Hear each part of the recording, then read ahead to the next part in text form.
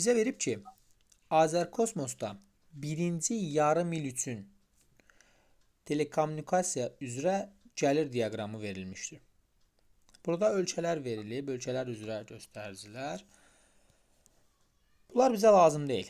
Əsas məsələ 5 ölkə buradan, 38 ölkə buradan. Cəmi 43 ölkədən 9,6 milyon dollar Azərkosmosun ixrac etdiyi ölkələr üzrə telekommunikasiyadan əldə etdiyi gəlir var. Bir də başqa sahələrdən əldə etdiyi gəlir var. O da 20% təşkil eləyir. O bizə lazım deyil. Burada verilmiş diaqramdan istifadə eləyərək ixrac edilən yalnız və yalnız telekommunikasiya üzrə hər bir ölkəyə düşən orta aylıq qazancın nə qədər olmasını tapmalıyıq. Telekommunikasiya 9,6 milyon dollar idi. Bunları ədədə çevirməkdə olar. Yəni milyon dolları, milyonu davamına yazmaq da olar, heç ehtiyac da yoxdur. 9,6 milyonu biz 43 ölkə arasında bölməliyik. 9,6 milyonu bölürəm 43-ə. Aldığım ədəd 0,222 bax belə bir ədəd alınır. Aldığımız ədəd 43 ölkənin yarım il ərzində, yəni 6 ay ərzində orta qazancıdır. Bizə amma orta aylıq lazımdır. Aldığımız cavabı bir də 6-ya bölməliyik ki, 1 aylıq orta qazancını tapım. 6-ya böləndən sonra təxmini belə bir ədəd alınır. 0,037,209 davamı bu formada gedir. Bunu biz milyona vuranda, yəni arxasına 6 sıfır da gətirəndə bu gəlib 37,209 alınacaq. Bu sualda bizə verib ki, müraciət edənlərin sayları var və qruplaşmalardan hansında müraciət edənlərin sayı bütün qruplaşmalar üzrə orta saydan təqribən 40,3% fərqlənir. Bunların hamısını toplayırdıq, bölürdük sayına. Bu bizə toplasaq 15.877 verəcək. Bunu sayına 5'ə bölsək 3175 verəcək. 3175-dən 40,3% fərqlənirsə, 3175-in 40,3%-ni tapmaq lazımdır. 3175-i 100% götürürük, 40,3%-də x. Bu da bizə verir təxmini olaraq 1279. 1279-u bir dəfə üstünə gəlmək lazımdır, bir dəfə çıxmaq lazımdır. Üstünə gəlsək 4454 verir. Çıxası olsaq 1896 verəcək. Demək ki, 3175-in 75-dən özünün 40,3%-i qədər çıxanda 1896 alınır. Bu da göstəricilərdən 600,1 və 700 aralığında olan varianta uyğun gəlir. D variantı. Bu sualda bizə verib ki, 2022-ci ildə 799 Nobel mükafatının sahələr üzrə təqdim olunma göstəriciləri verilib və bunların qiymətləri sağ tərəfdə göstərilib ki, biz bunları faizə çevirməliyik. Yəni, bu ümuminin neçə faizini təşkil edir, onu tapmaq lazımdır. Yoldaşlar, bunu tapanda, baxın, bir dənəsini yazıram, qalanını sürətli kalkulyatorla hesablamaq lazımdır. 799'umuz 100%-dirsə, 117'miz x faizdir. Deməli, nə edirik? 117-ni vururuq 100'ə, yəni arxasına 2 sıfır yazırıq, bölürük 799'a. Tez kalkulyatorla 117'nin arxasına 2 sıfır yazıb 799'a bölürsən. Yəni, davam qalanlarının hamısında belə dəftərdə tənasüb yazmağa ehtiyac yoxdur. Təkcə faizləri yazsaz kifayətdir. 117 davamına 2 sıfır böldünüz 799'a alındı 14,6%. Sonra 191'in davamına 2 sıfır yazdınız, böldünüz 799'a eləyir 23,9%. Digəri eləyir 28%, digəri eləyir 14,9%, eyni qanuna uyğunluqla. O biri 12,1%, o biri 6,4%. Elə A variantına uyğun gələcək. Biz burada olan göstəricilərin hər birini heç sıfırlarına baxmadan da yaza bilərik. Deməli, 20 mindən 40 min aralığındadırsa, bunu təxmini olaraq 25 desək, buna 35 desək, 40'a yaxındır. Bu 40'ı bir addım keçib, 45 olsun. Bu 80'i bir addım keçib 85. Vəssalam. Bu ədədləri toplasaq bizə 190 verəcək. 190-ın 85 nə qədəridir? Yarısından biraz azıdır. Göy rəng yarısından biraz çox ola bilməz. Məsələn 45 onun 4-dən birindən daha kiçikdir. 4-də birindən daha kiçikdir. Bu sarı bu rəng olacaq. Bu rəng olacaq və 25 35-ə çox yaxındır. Bu qədər fərqlənə bilməz. Burada da baxırsınız nəyə? Bu yarısından daha az olduğuna görə bu variant daha uyğun gəlir. Həm də ki bunların görünüşləri də bir-birinə daha yaxındır. Əslində daha kəskin fərqlənsə daha yaxşı olardı B variantından. Çünki çox oxşuyur bir-birinə. Səhv etmə ehtimalı da çoxdur, amma burada D variantıdır. Yəni ən yaxın olan qiymətlər onlardır. Türkiyədən ixal olunan kolbasaların 1 kiloqramı üçün orta ixal qiymətini manatla tapmaq lazımdır.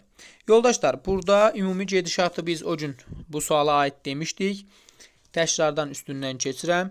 Bizə verib ki, 2023-cü ilin yanvar-aprel aylarında hazırlanan ətdən və əlavə ət məhsullarından hazırlanan ixal qiyməti 5 milyon 435 min dollar olan kolbasa ixal edilib. Bunun üçün 1 dolların 1,7 manata ekvivalent olduğunu bilərək verilmiş diaqramdan istifadə edin və tapşırığı həll etmək lazımdır. Əgər bunun qiyməti 5 milyon 435 min dollardırsa, birinci biz bunu 1,7-yə vurmaq lazımdır ki, təxmini olaraq bunun nə qədər, neçə manat olduğunu bilək. Neçə manat olduğunu tapandan sonra təxmini olaraq 9,2 yazaq. Bu qədər manatdır. Bunun deməli miqdarları da var. 1926 ton. Ton deyirsə, amma burada kiloqramla verib bizə. Deməli, biz bu tonu kiloqrama çevirməliyik birinci. Sonuna 3 sıfır yazmalıyıq. Burada da ümumi 9,2 milyon pul vermişik. Bu 1 milyon 926 min kiloqramın 5%-i yaşıl rəng Belarusiyaya aiddir. Və bunun kiloqramını 8,2 manatdan almışıq. 1 milyon 926 minin 5%-ni tapırıq, yazırıq bura. Yazdığım, məsələn, tutaq ki, deyirəm, təxmini 1000 kiloqramdır. 1000 kiloqramı 8,2 manatdan alırıqsa, mini vururuq 8,2-yə. Nə qədər edir? 8200 manat, yəni. Bu qədər pulu burada. Bunları bir-birinə vurdum. Sonra 1 milyon 926 min kiloqramın 5%, yenə 5%-ni tapıram. Aldığım neçə kiloqramdırsa onun 7 manatdan pulunu tapıram. Buradakı pul, buradakı pulum. Sonra bu sual işarəsini tapacağam mən sonunda. 83%-ni tapıram ümuminin. Tapdığım 83%-in nə qədər neçə kiloqram elədirsə onu 4,1 manata vururam və pulu tapıram. Sonra 3%-ni tapıram ümuminin. Aldığım kiloqramı 11,3-ə vururuq. Ona verdiyim pulu tapıram. Bu 4 dənə 1, 2, 3, 4 dənə verdiyim pulları hesablayıram. Ümumidən çıxıram. Yerdə qalır. Bunları topladım. 9,2-dən çıxdım. Yerdə qalan pulla nə alıblar? Türkiyədən məhsul alıblar. Nə qədər məhsul alıblar? 1926-nın 4%-i qədər. 4%-ni tapırıq. Nə qədər kiloqram məhsul oldusa, biz bunu hansı pulla almışıqsa, pulun miqdarını götürüb kiloqrama bölən kimi alınan cavab, bax, bizim cavabımızdır. Bu sualda verib ki, təyyarənin sürəti və zamanı verilir. Aslını göstərən qrafik əsasının sabit sürətlə hərəkət etdiyi məlumdursa, neçə kilometr yol gedəcək? Deməli, sabit olduğu hissə buradır. 600, saatda 600 kilometrlə gedir. Bu birinci saatdan 13-cü saata qədər. Yəni 12 saat 600 ilə gedib. Onda bu 7200 kilometr yol getmişdir. Bu sualda birinci şərti oxumaq lazımdır. Deyir, 2023-cü ilin 1-ci rübündə əhaliyə ödənilən sosial müavinətlərin və prezident təqaüdlərinin faizlə göstəriciləri verilib, amma əvvəlki ilə nəzərən 2023-cü ilin 1-ci rübündə sosial müavinətlərin manatla miqdarı 2022-ci ilin 1-ci rübündəki analiz göstəricidən neçə milyon manat çoxdur? Amma sosial müavinətləri soruşur bizdən. Sosial müavinətlər yaşıl rəng olandır. Sol tərəfdəkidir. Bu 2022-dən 2023-cü ilə 24% artıb və olub 244 milyon.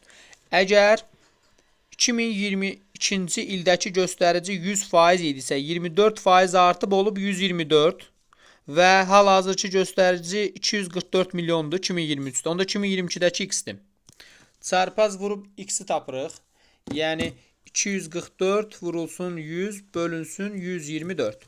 Bu bizə verir təxmini olaraq 196,7. Bu miqdar 2022-nin göstəricisidir. 244-də 2023-ün göstəricisidir. Onda biz 244-dən 196,7-ni çıxsaq 43,7 verir.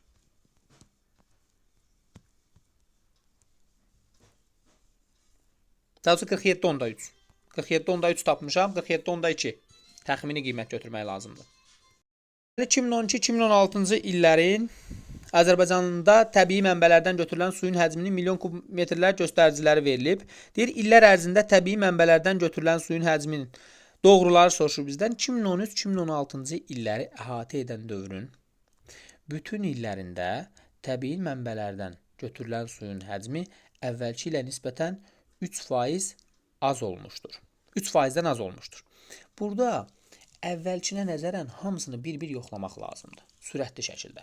Baxın, məsələn, bu göstəricidən bu göstəriciyə dəyişib. Birinci göstəricini götürürsən 100%. İkinci göstərici, bunlar arasındakı fərqi də x% götürə bilərsən elə. Bu 3-dən aşağı olacaq.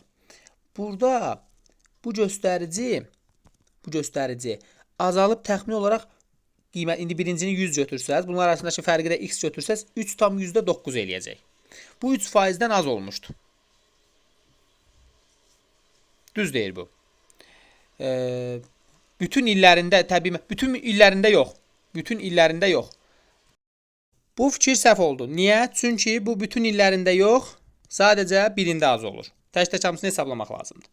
İkincidə deyir, təbii mənbələrdən götürülən suyun verilən 5 il ərzində orta illik miqdarına ən yaxın göstərici 2015-ci ildir. Doğrudur, bunların hamısını toplayırıq, bölürük sayına 5-ə, təxmini olaraq 2015-ə yaxın qiymət götürüləcək. Buna da biz şifahi olaraq demişdik ki, bu yuxarı sərhəddir, bu aşağı sərhəddidirsə, yəni variant datası olsaq, ən axırıncı variantda biz onun orta qiymətini ortaya yaxın qiymətlərdən birini götürməliyik. 2 düzdür. İllər ərzində ki, təbii mənbələrdən götürülən suyun həcminin davamlı artım olmuşdur. Xeyr, baxın, burada azalma var. Ona görə bu fikir aydın görünür ki, bu fikir səhvdir, bəli.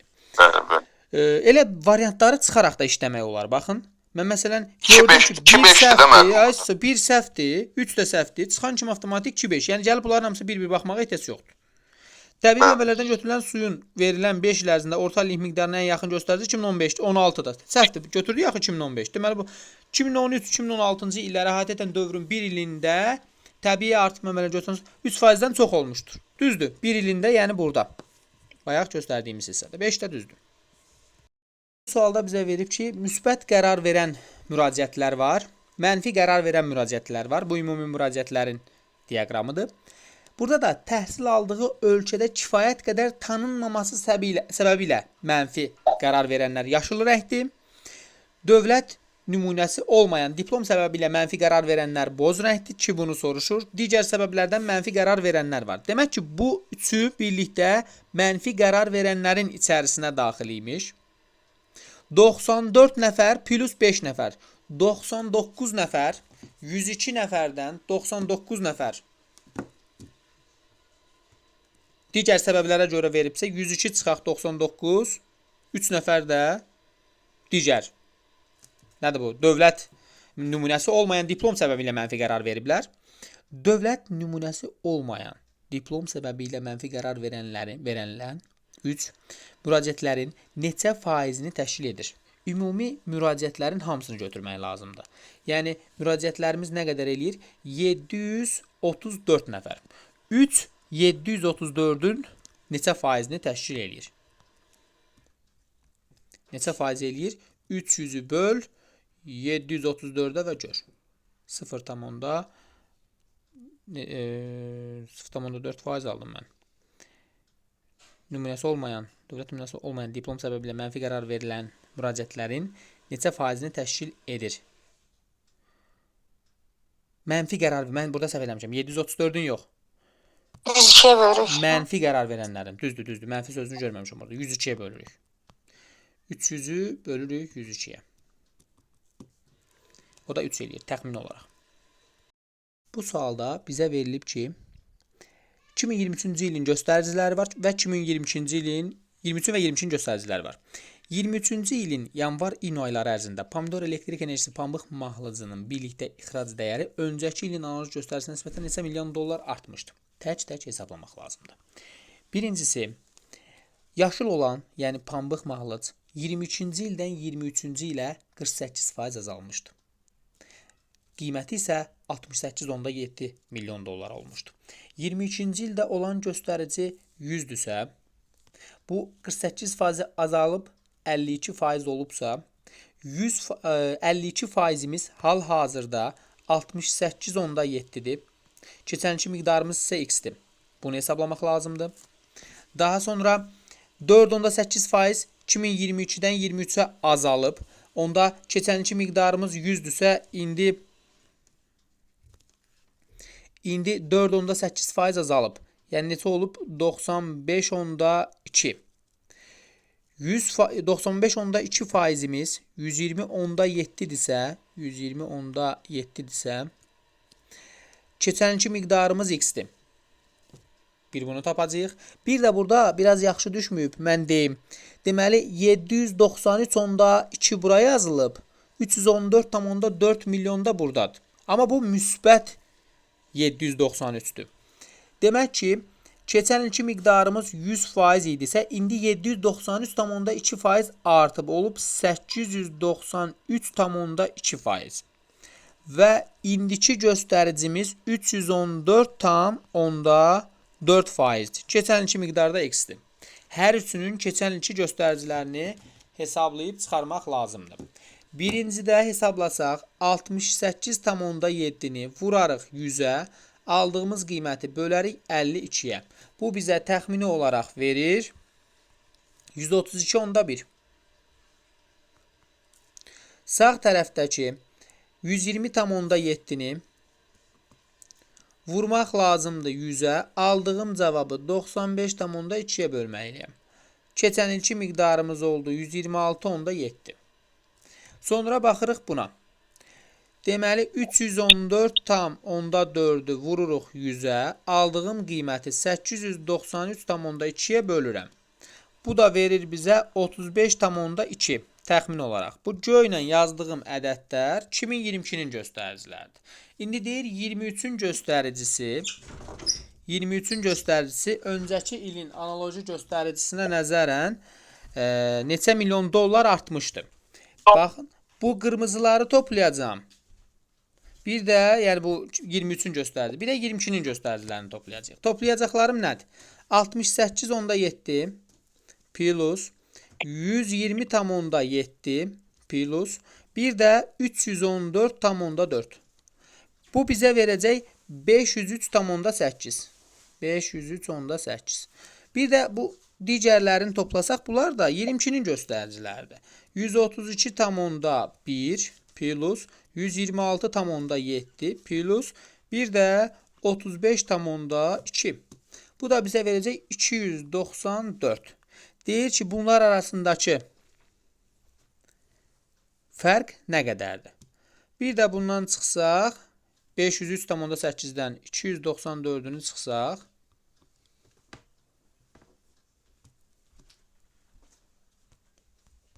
bizə verəcək neçə? 210. Təxmini olaraq bu halda bizə verib ki, 2023-cü ilin 1-ci rübünə aid kiberhücum indikatorunun müəyyən edilməsinə əsas verən faktların ümumi sayı 2023-cü ilin 2-ci rübünə aid analoji göstəricidən neçə faiz çox olub? Deməli, 2023-cü ilin birinci rübü və ikinci rübü nədir? Bu birinci yarım illikdir. Yəni ilk ay 6 ayıdır. Bu yanvar və mart aralığı birinci rübüdür. Birinci rübünün göstəricisi deyəndə bunun hər ikisini nəzərdə tutur. Yəni 139 plus 175-i nəzərdə tutur. 314. İkinci rübü deyəndə bu ümumi yarım illiyin göstəricisidir. Yarım illik nə qədərdir? 331 plus 251-dir. Yəni 582-dir. Ümumi yarım illik 582-dirsə, birinci rübə aid göstərici 314-dürsə, biz birinci rübə aid olanı çıxsaq, yerdə qalacaq 268, yəni ikinci rüb. Və salam. Deyir, analoji göstəricə neçə faiz çoxdur? Birinci, ikincidən neçə faiz çoxdur deyəndə, ikincini 100%, birincini x% götürəcəyik. Çarpaz vurub hesablasaq, 314-ü vurduq 100-ə, böldük 268-ə. Bu bizə verdi ki, 117,2%. Biri 100%, o biri 117,2%. Nə qədər fərq var arada? 17,2%. Deməli, verib ki, bizə orta aylıq əmək haqqını göstərən cədvəl verilib və diqqət edin, 2023-cü ilin göstəricisi. Bu da öncəki ilin analoji göstəricinə nəzərən artma faizidir. Faizlərdir bunlar. Bizdən soruşur ki, 2022-ci ildə özəl sektorda çalışanların orta aylıq əmək haqqları dövlət sektorunda çalışanların analoji göstəricisindən, analoji demək, yəni həmin fikirdən, yəni onun həmin göstəricinin orta aylıq əmək haqqından neçə manat çox olub? Biz 2022-nin göstəricilərini tapmalıyıq. Sadə sualdır. 1958.4 əvvəlki ilə nəzərən 38.6% artıb. Öncəki ilimizin göstəricisi 100-dürsə, indi 38.6 artıb, olub 138,6%. Və hal-hazırda göstərici 1958,4. Keçən ilin göstəricisi x-dir. Bax, bunu çarpaz vurub x-i tapırsınız. Bir də öncəki ilə nəzərən 16,3% artan, öncəki ili göstəricisi 100-dürsə, indi 16,3 artıb, olub 116,3% və indiki göstəricimiz 2254,6-dır. Bəs keçən ilki göstərici neçədir? Bu da olsun y. Buradan çarpaz vurub y2, buradan çarpaz vurub x-i tapırsan və sonra bir-birindən çıxıb cavabı alırsan. Deməli, bu sualda verib ki, bizə 2022-ci ilin göstəricisi 2023-cü ilin göstəricisi 74.000 metr qazma işləri həyata keçirilib 23-cü ildə. 22-ci ilə müqayisədə bu 1,2% çoxdur. Elə indi yazdığım məsələyə oxşuyur bundan əvvəlki. Yəni 22-ci ildə olan göstərici 100%-dirsə, bu göstəricimiz də 1,5, 1,2% çoxdur bundan. Yəni 101,2%-dir. 101,2%-dir. Və hal-hazırki göstəricimiz 74.000-dir 23-cü ildə. Bəs 22-ci ildə neçədir? X. Çarpaz vurub x-i tapırsınız və hər ikisini qrafikdə götürürsünüz. Amma diqqət edin ki, aşağıdan yuxarıya doğru artır qrafik. Bu keçən ilin göstəricisidir, bu isə indikinin göstəricisidir. 14-cü sualda bizə verib ki, yüksəliş imtahanında iştirak edən tələbələrin onlayn test mərhələsinin nəticələri verilmişdir.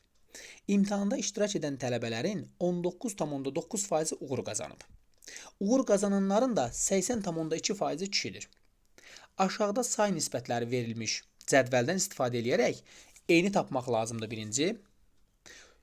Və imtahanda uğur qazanan kişilərin imtahanda uğur qazanan qadınlardan nə qədər çox olduğunu tapmaq lazımdır.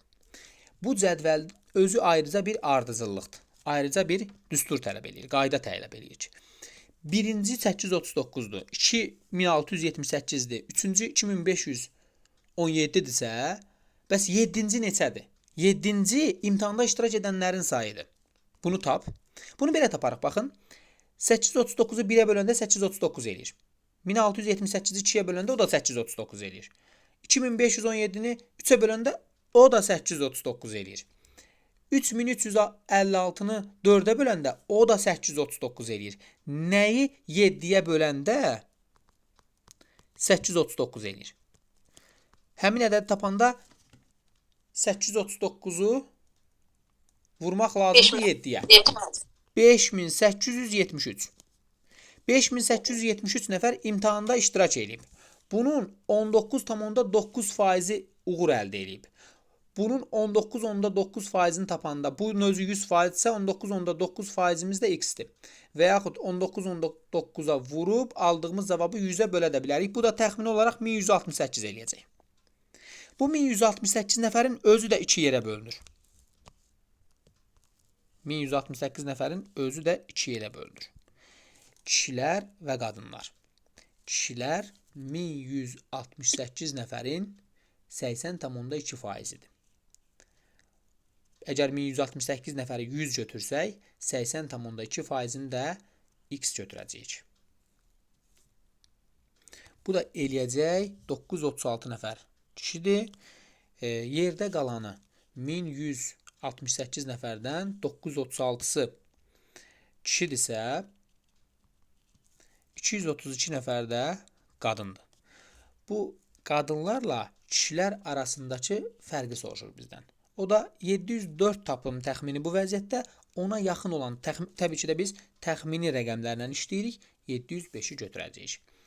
Birinci sətirdə Rum rəqəmlərinin qaydana uyğunluğu nədir? Deyir, Rum rəqəmləri bir vahid artanda bu da neçə artır? Bu 1 artanda bu 839 artır. Bunun üstə 1 gələndə bunun üstə 839 gəlir. Bunun üstə 1 gələndə bunun üstə 839 gəlir. İndi bunun üstünə 3 gələndə bunun üstünə 3 dənə 839 gəlməlidir. Yəni 3356-nın üstünə gəlməlidir 3 dənə 839. Eyni şey alınır.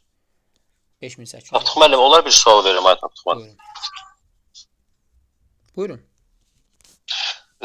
Mənim orada mən sualı oxuyanda, yəni sizin dediyiniz deyir 2018-2020-ci illər ərzində Azərbaycanda meşə yanğınlarının illik sayını verib və bir su basmanın orta əhatə sahəsini göstərən cədvəl verilib.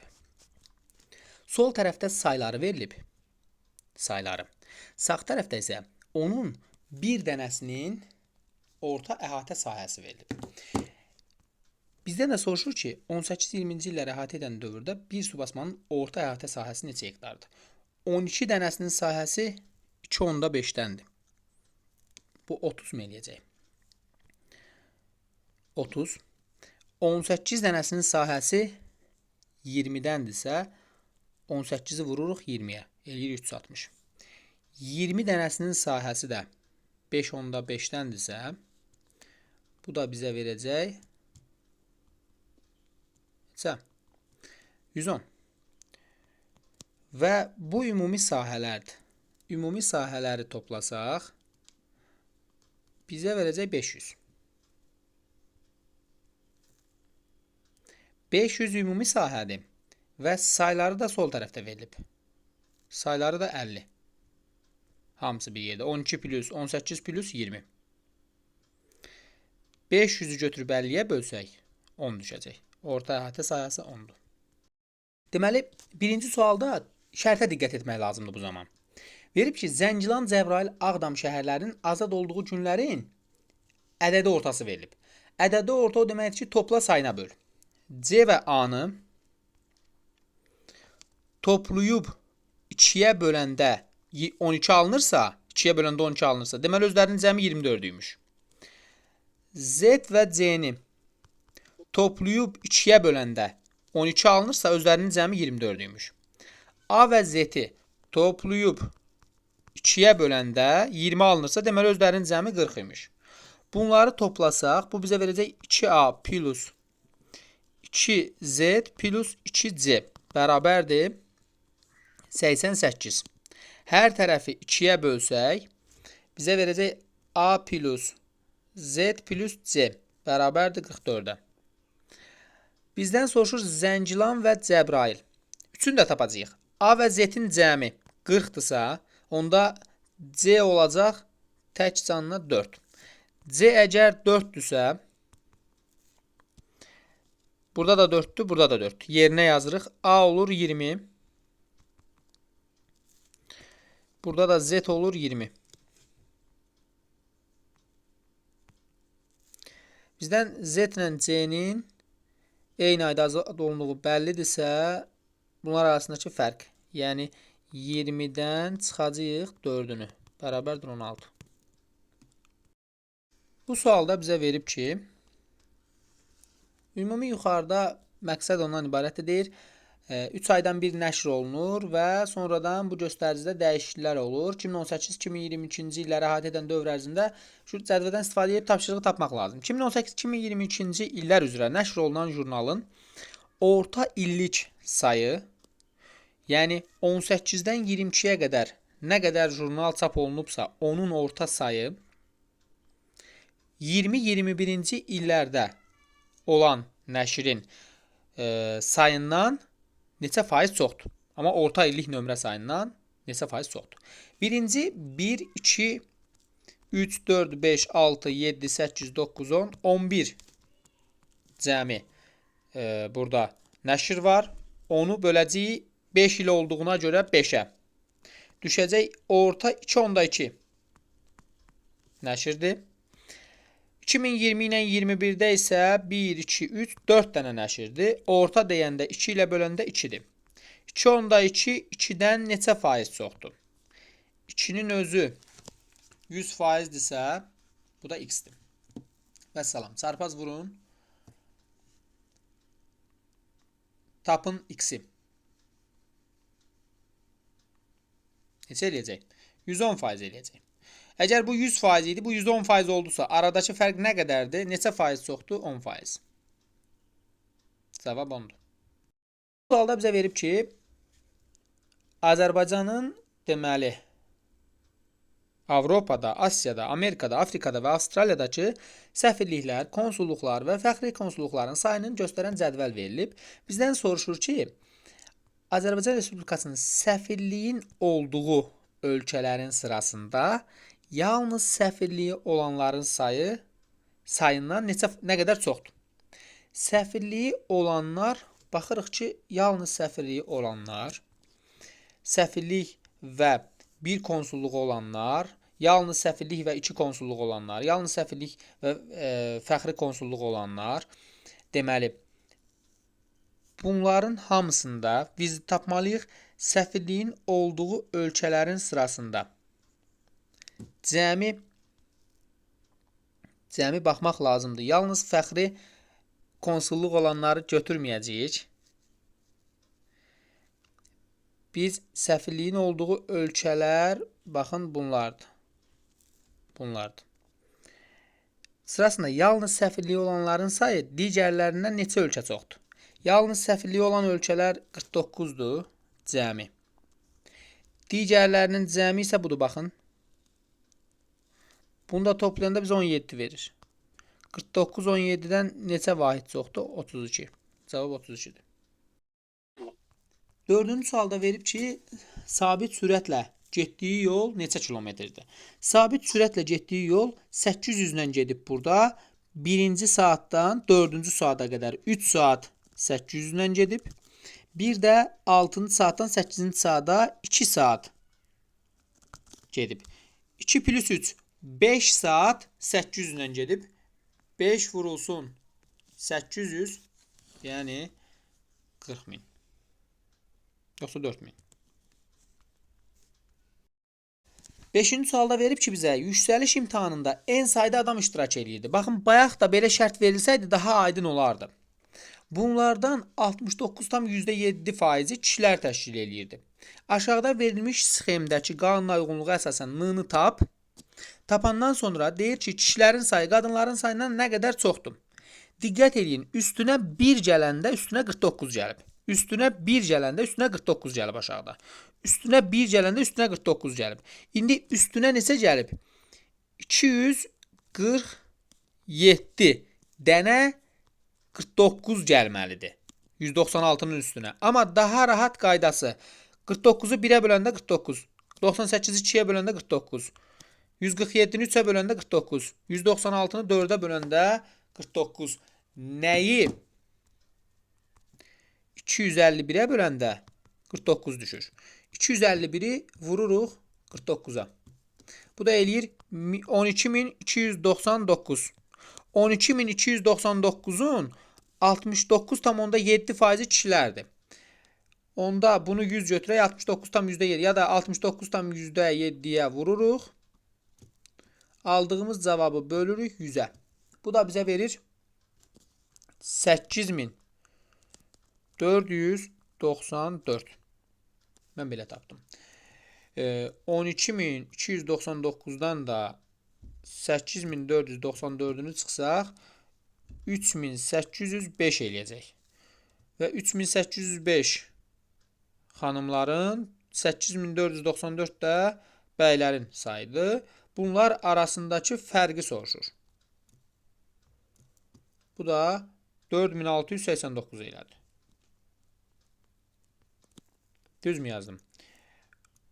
12299'un 69,7%'ni tapanda düzdür. Düzdür belədir. Sonra 6-cı suala baxaq. Deyir ki, 2003-2007-ci illər üzrə hazırladığı qapıların sayını göstərən cədvəl verilib. 3 saylı şöbənin qapı istehsalı 2007-ci ildə 2003-cü ilə nisbətən necə dəyişmişdir? Deməli, 2007-ci ildə olan 3 şöbəli buradan bura 5 dəfə artmışdır. Nə var ki? Deməli, bizə verib burada müsbət qərar verənlər, mənfi qərar verənlər, təhsil aldığı ölkədə kifayət qədər tanınmamasına görə şikayətlər olan, mənfi qərar verənlər və boz olan, dövlət nümunəsi olmayan diplom səbəbilə qərar verənlər, bir də digər səbəblərdən mənfi qərar verənlər var. 104 ilə 6-nı toplasaq 110 eləyəcək. 164 ümumi mənfi qərar verənlərin sayıdır. 164-dən 110'unu çıxsaq 54 qalacaq, eləmi? Bizdən də soruşur ki, dövlət nümunəsi olmayan diplom səbəbi ilə bütün müraciətlərin neçə faizini təşkil edir? Dövlət nümunəsi olmayan bozdur, yəni 54. Bütün müraciətlərin, ümumi müraciətlərin sayı 836 plus 164. Yəni 1000'in neçə faizidir?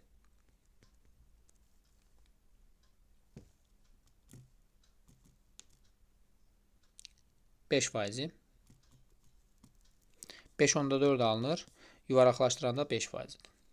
Çünki 4 olanda 4, 5'i dəyişmir. Amma bunu da deyim, birdən olar ki, kimsə bilməz. Əgər burada 5, 6, 7, 8, 9 olsaydı, bunu bir vahid artırıb 6 eləyəcəkdik. Yox, əgər 0, 1, 2, 3, 4 olanda bu elə 5 olaraq qalır.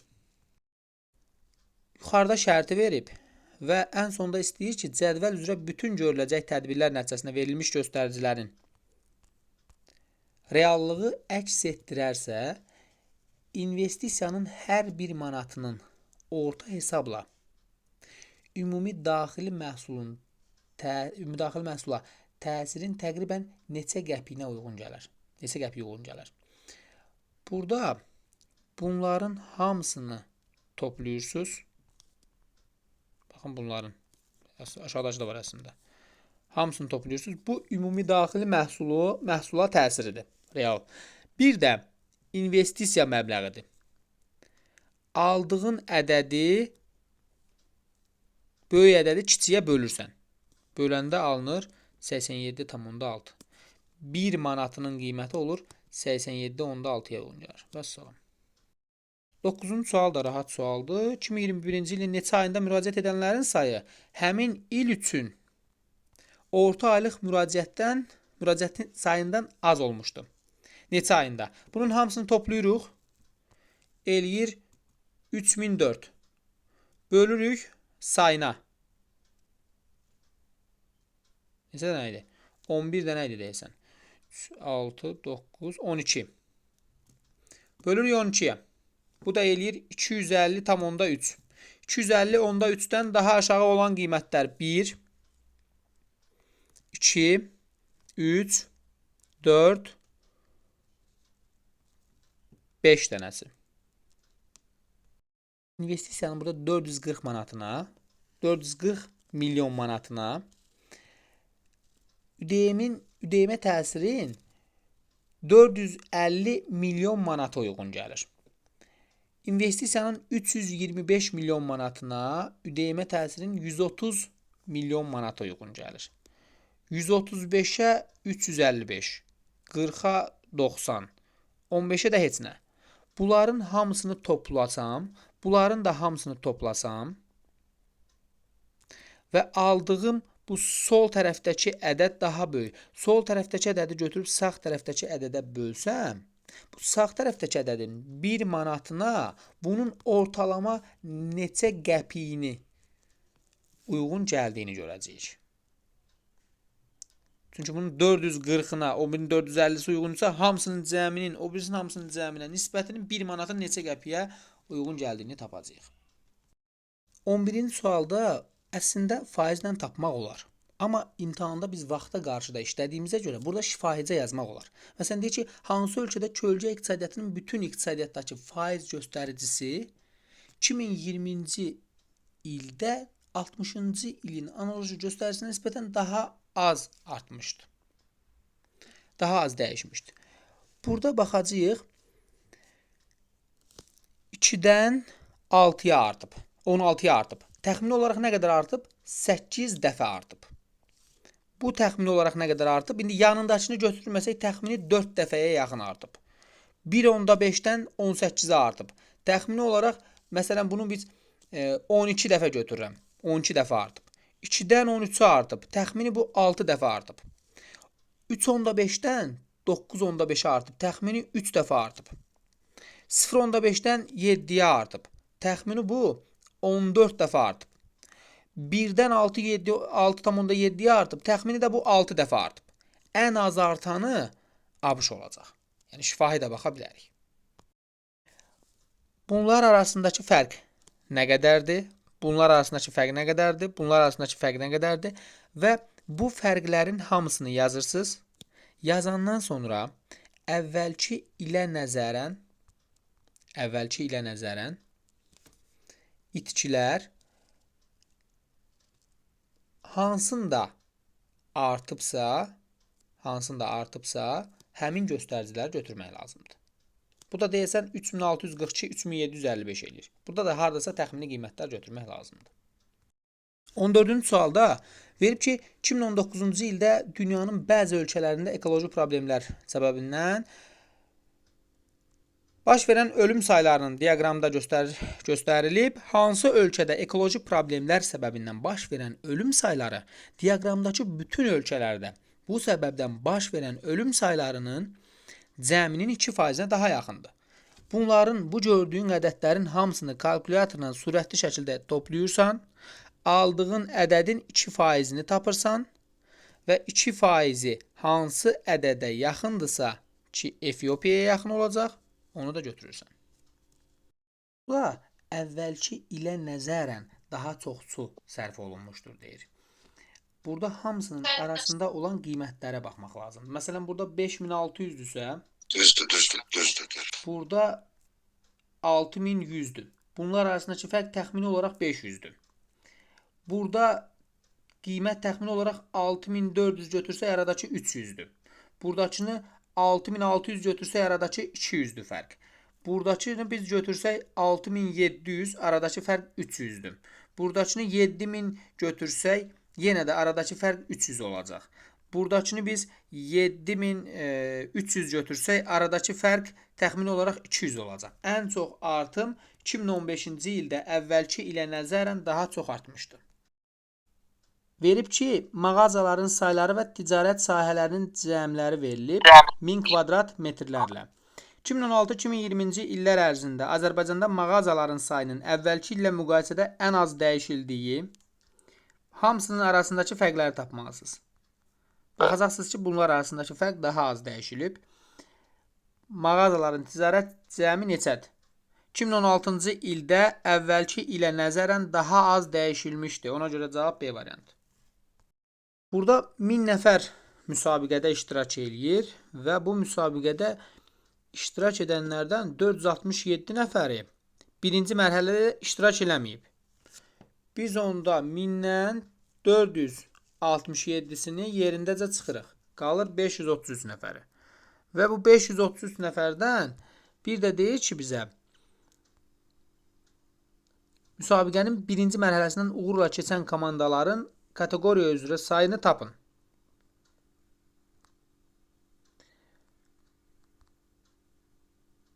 ...467 nəfər getdi. Müsabiqənin birinci mərhələsindən uğurla keçən komandaların kateqoriyalar üzrə sayını göstərən tapmaq. Müsabiqənin birinci mərhələsində uğursuz iştirak edənlərin sayını tapanda bu məktəblərdə, universitetlərdə və fərdi şəxslərdən yaşıl rənglə yazılanlar keçənlərin sayıdır. 533-ün içərisindən. Bunların hamısını toplayıb 533-dən çıxsaq yerdə qalan ədəd 133 qalacaq deyəsən. Daha sonra 313 qalacaq deyəsən. 313 nəfər uğursuz olmuşdu. Digər 3 məhsulun ixracından gələn gəlirdən təqribən neçə faizinə bərabərdir?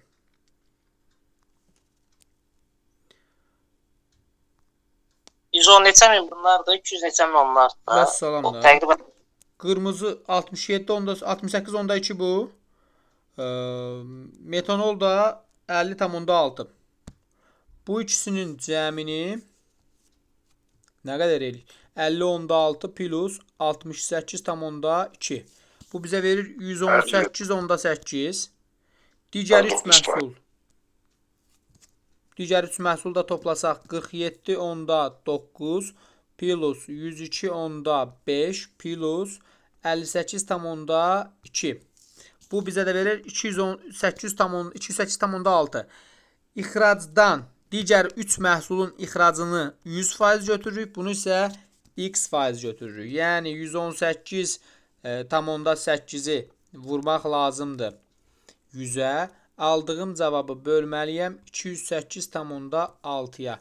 Bu da bizə verir 56,95. İndi baxın. Bunu biz yuvarlaqlaşdırıb 9 olduğuna görə bunu biz 57 götürəcəyik. Bu gördüyümüz qara xətt yuxarıya doğru bir sətir yerin dəyişir. Sonra yuxarı gedəndən sonra ən aşağıdan çıxır. Sonra bir addımda yuxarı gəlib burada olmalıdır. Burada olmalıdsa 3-cü variant çıxacaq. 3-cü variant çıxandan sonra sütun boyu baxsaq, burada gördüyümüz xətt sağa doğru bir addım yerin dəyişir. Sağ tərəfə gələndən sonra keçir ən sola. Sonra ikinci növbəti 3-cüdə olmalıdır. 3-cüdə olmalıdırsa, bax bu variant çıxacaq. Baxırsınız tək-tək elementlərə. Burada gördüyünüz element bura gəlib. Növbətisində haradaymış? Növbəti buradaymış, bax. Diagonal boyu hərəkət eləyir. Gəlir bura, sonra bura. Sonra isə buradadır. Bax, ona görə görünmür. Növbəti bu sol aşağı küncdə olmalıdır. Hər üç variantda görürsünüz onu. Bu gördüyümüz plus 1-2 addım yerin dəyişib bura gəlib. Sonra 1-2 addım yerin dəyişib burada olub. Baxın, qırmızı ilə nöqtə qoyduğum yerdə. Ona görə görünmür. Sonra 1-2 addım sola doğru hərəkət etsə gəlib sağdan çıxacaq. Gəlib bura düşəcək. Növbəti 1-2 addım yerin dəyişsə buradadır. Sol tərəfdən ikincinin üstündə olmalıdır. Amma görürsünüz ki, bu ikinci sırada olmalıdır. Birinci sırada yox. Aşağıdan birinci sırada yox. Birinci yoxsa sonuncu. Birinci ilə sonuncunu biz xətlə çıxartmışdıq məncə. Yuxarıdaydı, sonra gəlib bura, sonra bu burada olmalıdır. Bu deyil, sonuncudur. Bu iki gördüyünüz fiquru üst-üstə qoyanda bu şəkil alınır. Bu ikisini üst-üstə qoyanda bu şəkil alınır. Bu ikisini üst-üstə qoyanda bu şəkil alınır. Bu sualda birinci sətirdə bir ağ, bir boz, bir qara. Bir boz, bir qara, bir ağ. Bir qara, bir ağ, o biri boz rəng olmalıdır. Amma istiqamətləri baxın, bunun istiqaməti nə formada belə olmalıdır. Məsələn, belə ola bilməz. Bu yoxsa bu. Bunların fərqli hissəsi budur. Fikir verirsiniz ki, ağ rəng olanlara baxın. İkisinin üstündədir, birində kənardadır. Boz rəng olanlardan ikisinin üstündədir, burada kənarda olmalıdır. Və yaxud sətir boyda baxsaz, burada çöldədir, içəridədir, sonra yenə çölə çıxıb. Burada içəridədir, yəni üstündədir, sonra çölə çıxıb, sonra içəridədir. İndi bu çöldədir, içəridədir, yenidən çöldə olan götürülməlidir. Qara nöqtəni sətir boyu baxsaq, saha təqrəbinin əksi istiqamətində bir xana yerin dəyişir. Buradadır, gəlir yuxarı, sonra keçir sol tərəfə, yəni saatın əksi istiqamətində. Buradadır, gəlir bura, sonra saatın əksi istiqamətində yerin dəyişsə, ulduz qoyduğum yerdə olmalıdır.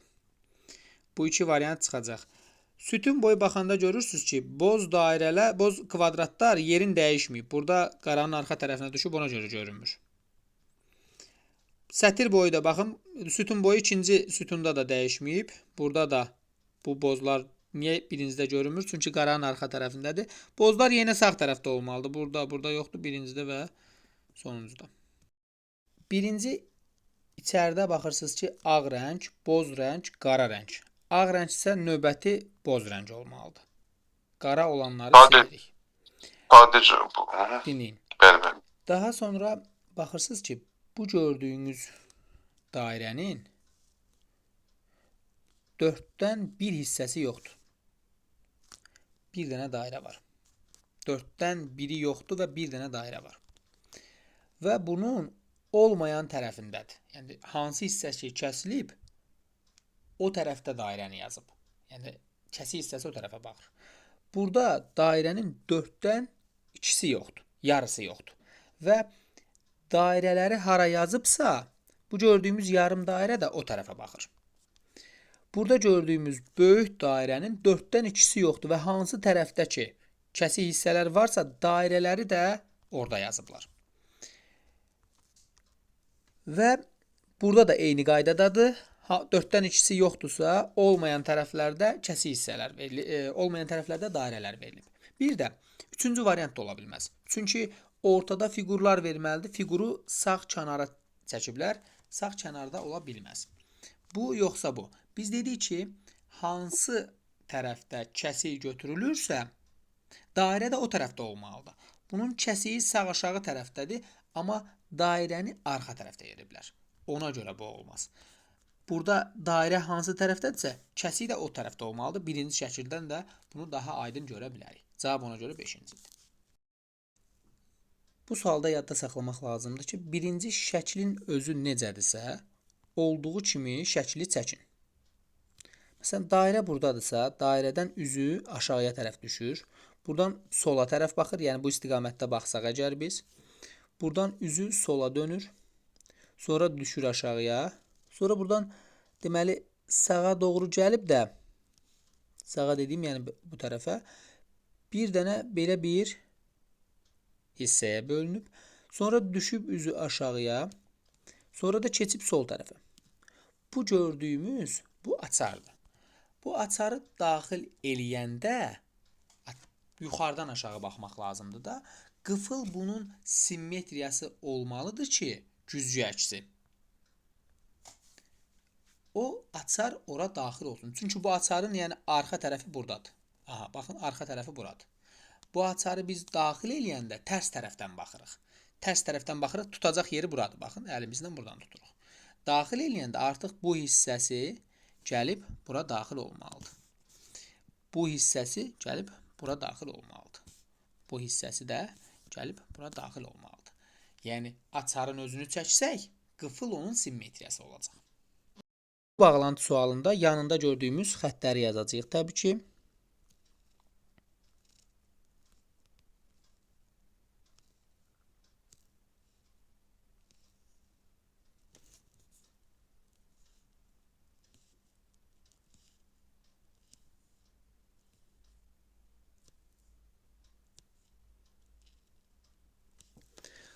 Bundan sonra fərqlilərə baxmaq lazımdır. Məsələn, burada 2 dənə 4 xətli var. Bu 4 xətli 2-yə, 2-yə, 2-yə və 3-ə birləşir. Bu biri 4 xətli 2-yə, 3-ə, 3-ə və 2-yə birləşir. Demək ki, 2 dənə 3-ə birləşir, 2 dənə 2-yə. Amma bu 4 xətli isə 3 dənə 2-yə birləşir, 1 dənə 3-ə birləşir.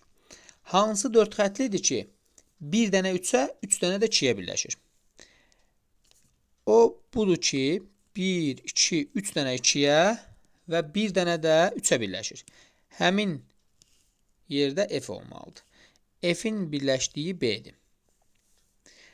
Onda digər 4 xətli C-dir. Deməli, Y C-ymiş. Y C-dir. C-nin birləşdiyi 3 xətli, digər 3 xətli. Həmin 3 xətli N hərfidir.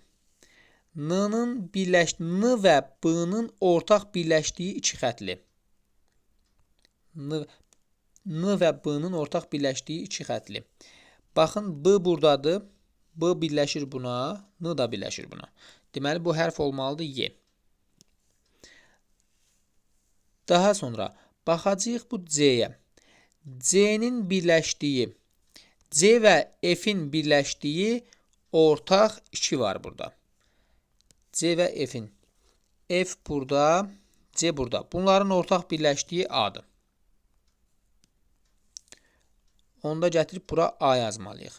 Yaxşı, C-nin birləşdiyi digər 2 xətli budur.